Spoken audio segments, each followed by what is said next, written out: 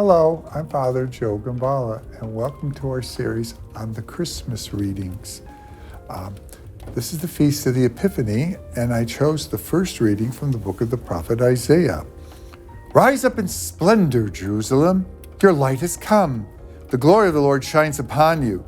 See, darkness covers the earth. Thick clouds cover the peoples. But upon you, the Lord shines.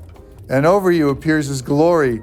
Nations shall walk by your light, and kings by your shining radiance. Raise your eyes and look about.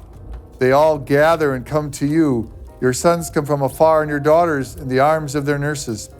Then you shall be radiant at what you see. Your heart shall throb and overflow, for the riches of the sea shall be emptied before you. The wealth of nations shall be brought to you. Caravans of camels shall fill you. Dromedaries from Midian and Ephah, and from all of Sheba shall come, bearing gold and frankincense, and proclaiming the praises of the Lord. It's a beautiful reading from the prophet Isaiah. It's a beautiful image of people coming from all over the world, bringing all that they had to come to the Lord.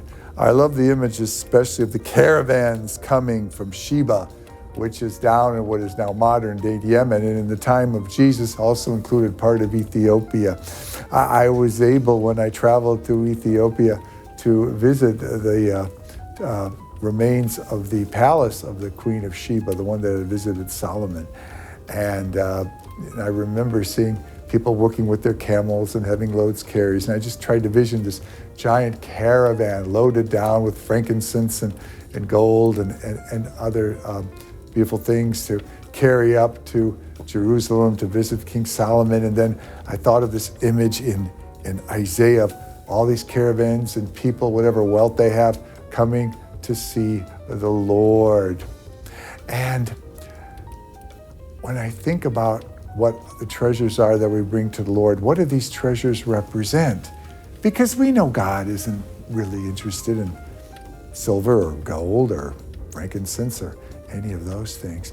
But what he's very much interested is in the treasures that he's laid in our heart, the treasure of compassion, the treasure of pity, the treasure of love, the treasure of charity, the virtues that we exercise in our life. Those are the treasures.